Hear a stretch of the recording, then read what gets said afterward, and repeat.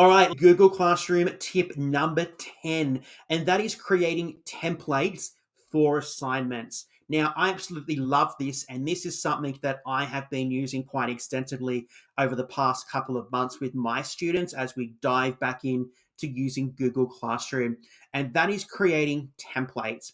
So to create your assignments and your templates, I'm going to head up here to my create button again.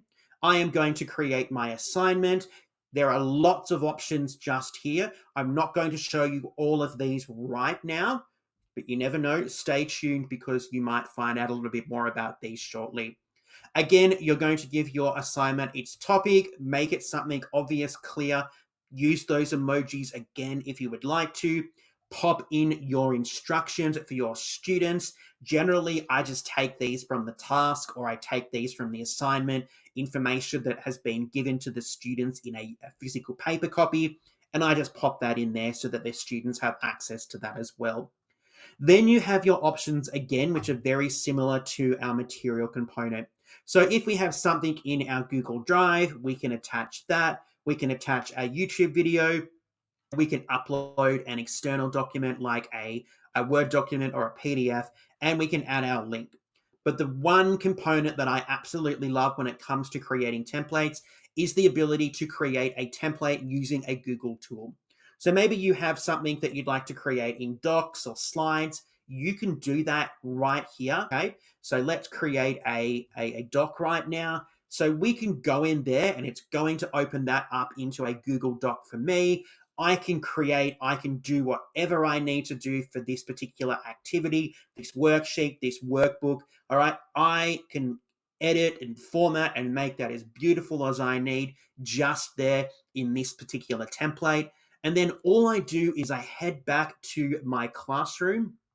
And this is really important, this particular part here, because I made this mistake today. And yes, I do still make mistakes.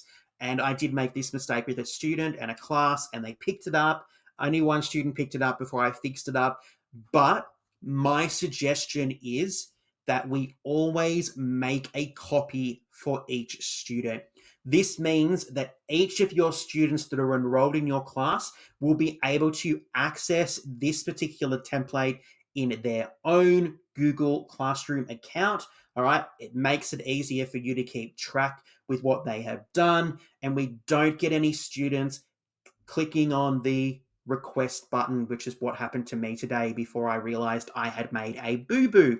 So it is always my high recommendation that you make a copy of your template for each student simply by clicking make a copy for each student, which means they will all get their own personalized copy. You won't have any problems with students, requesting access to a document. So it is my big recommendation that you always select that. But being able to create a template is amazing. It's so super simple. And once you've created those templates, you will be able to reuse them. And I'm going to talk to you about that a little bit later. So creating those templates in your assignments, absolutely amazing and a huge time saver.